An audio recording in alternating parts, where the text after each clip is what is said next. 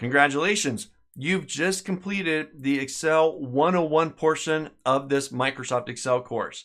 You've covered the foundational elements that are going to prepare you to be successful as you get into intermediate and advanced topics and beyond within Microsoft Excel.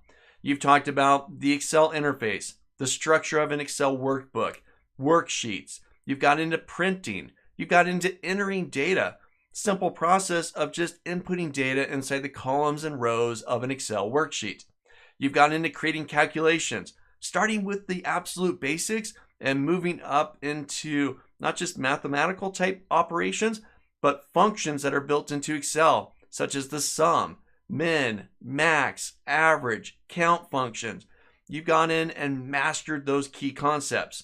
Now, as I've mentioned, each of the concepts that you've gotten into in this foundational section of the course is going to help you be successful as you further your career and as you go through the remainder topics of this course. So I'm excited for you.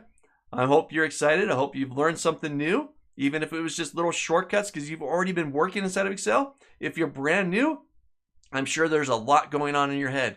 Remember, this is a video course.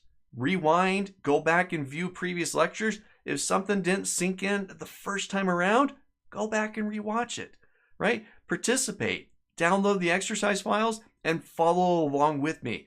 That's where you're really going to start to grasp the concepts and start to really take hold of them and understand what Excel is all about. So I'm excited. You've completed the 101 section. Let's now jump into 102 and master some of the intermediate concepts and tools found inside of Microsoft Excel.